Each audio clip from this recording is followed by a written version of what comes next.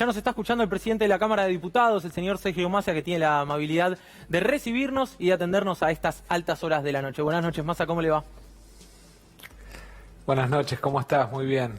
Bueno, creo que estabas escuchando algo de esta apertura, de este editorial respecto a Ramona, a la desigualdad y a que tenemos que intentar por lo menos salir menos desiguales y lamentando la menor cantidad de muertes. ¿Cómo lo ves? Bueno, a ver, primero como dos realidades, ¿no? Lo que tiene que ver con la situación de los sectores populares y lo que tiene que ver con la formación de activos externos, aunque claramente son dos realidades que están absolutamente muy atadas. Cada dólar que se te fuga es un dólar que no te genera empleo, es un dólar que no te genera inversión, que no te genera trabajo, que no te genera mejora en el desarrollo de la Argentina. Cada dólar que, digamos, permitieron que se fugara es un dólar que no hizo escuelas, que no hizo agua, que no hizo cloacas. Y recién hablabas del caso de Ramona, ¿no? Y es tal vez el caso más claro de lo que yo llamo la desaprensión, que es el desinterés por el otro.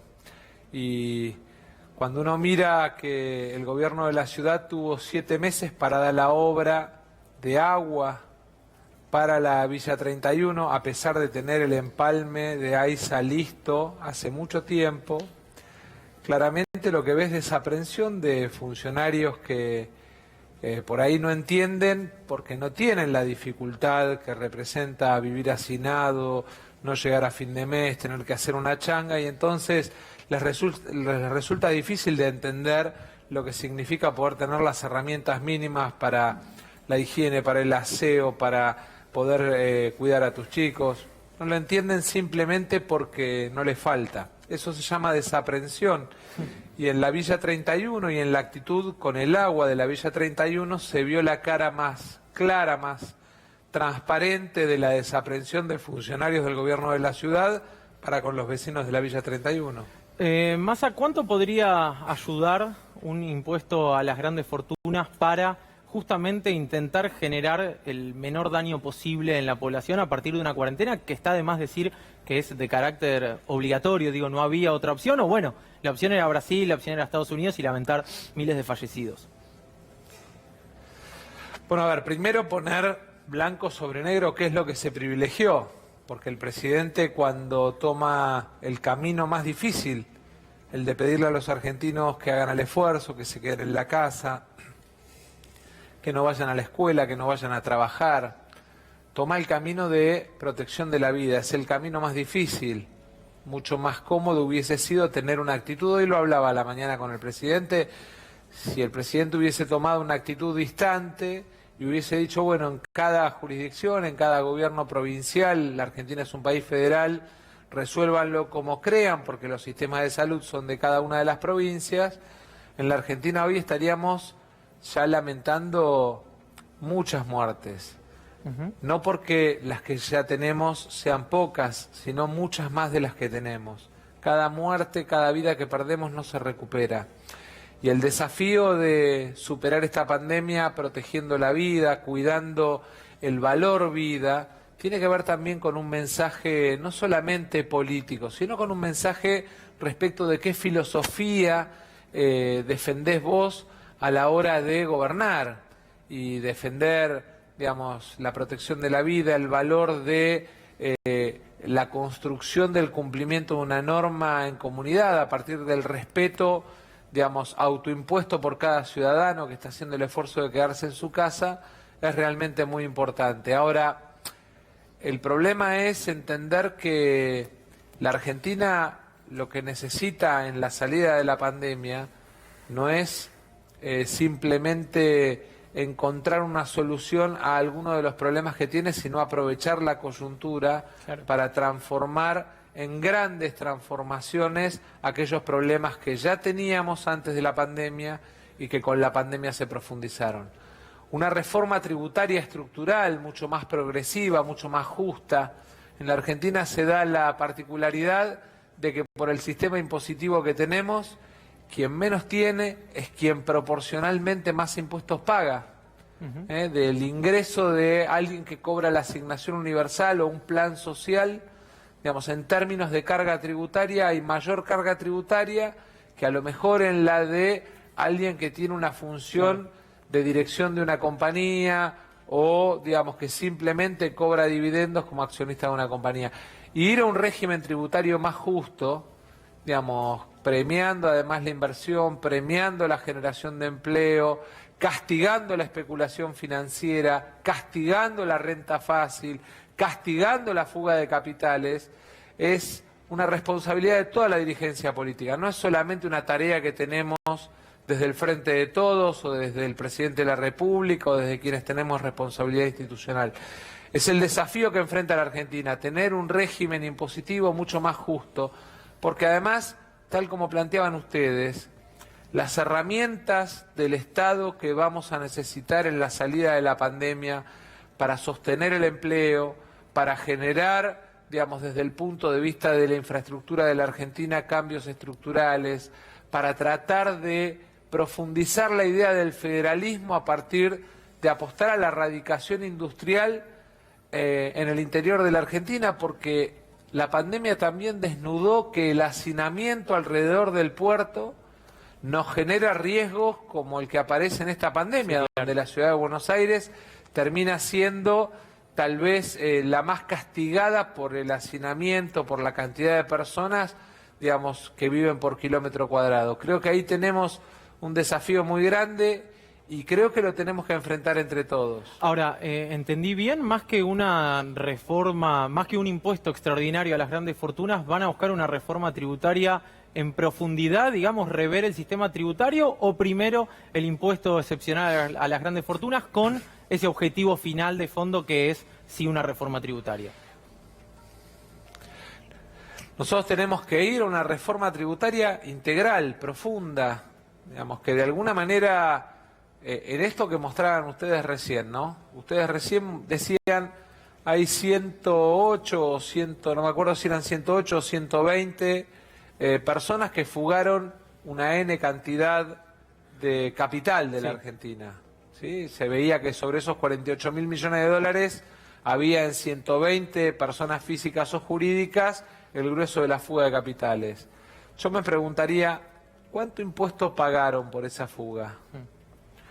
O, por ejemplo, me preguntaría cuánto tributan en la Argentina las empresas de juego online que tienen sede en paraísos fiscales.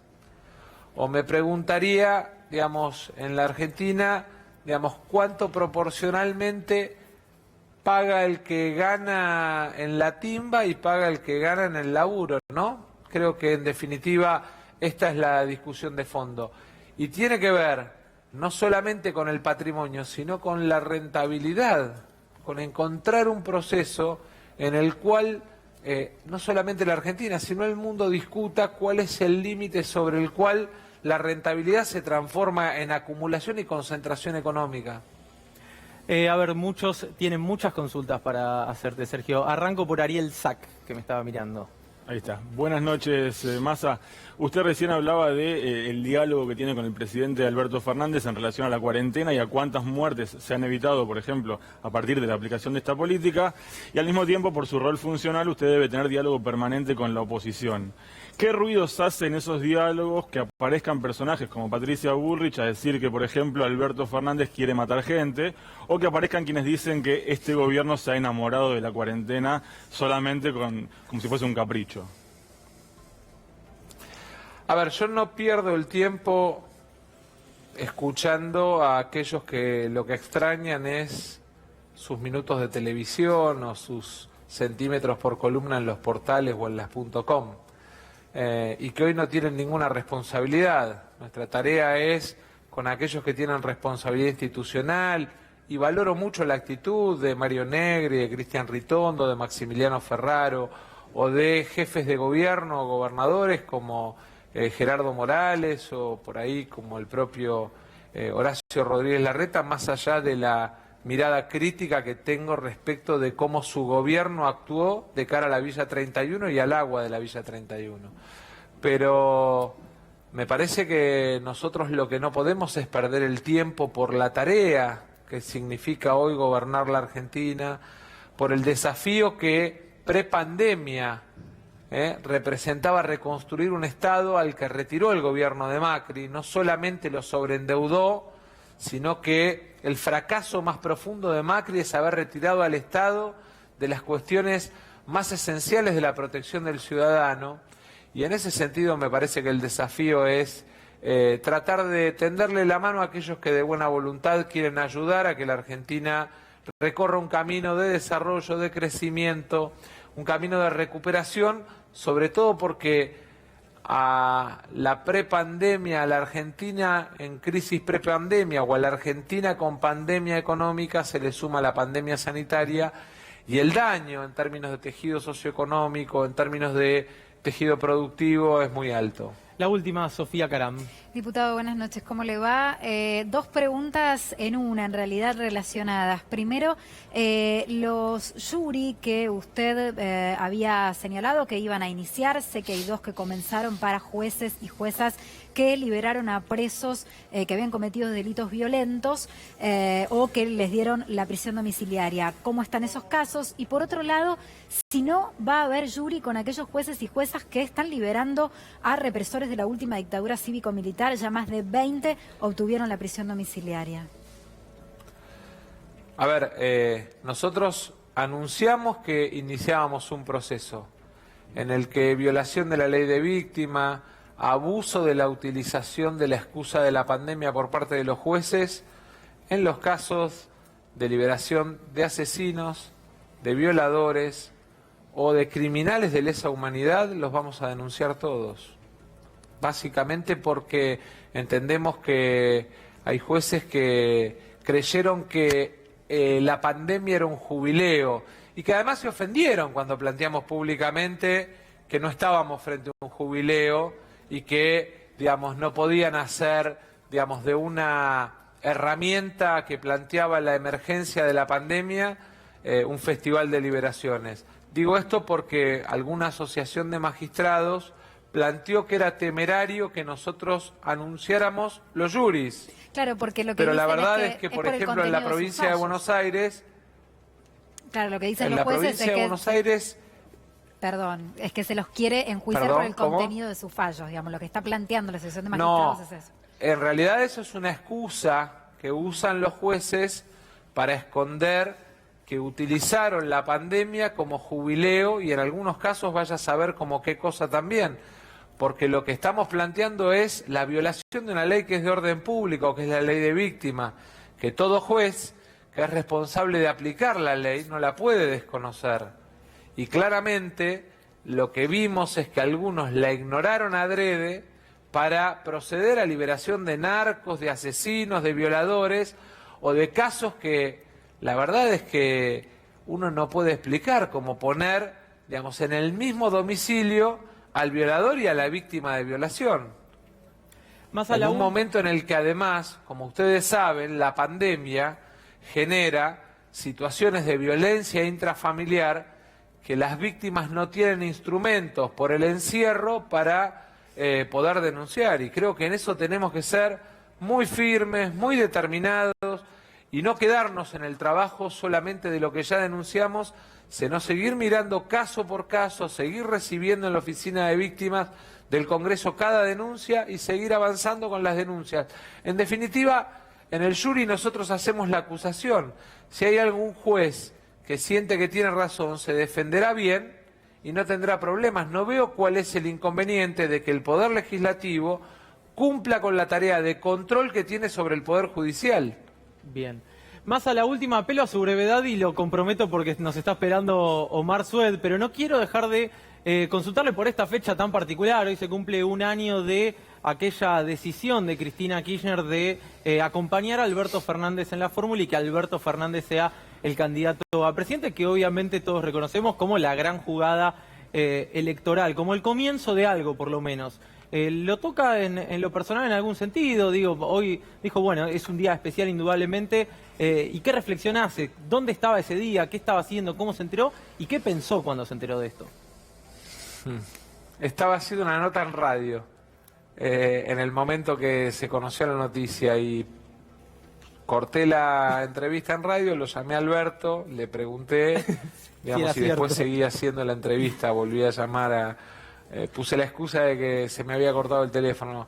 A mí me parece que la decisión de construir el Frente de Todos, de construir una coalición amplia, de superar con la participación de muchos sectores el fracaso, pero además el dolor que generó en la sociedad argentina el fracaso de Macri, para todos nosotros tiene que ser la satisfacción de haber dado un primer paso, pero que ese primer paso lo tenemos que complementar con más pasos.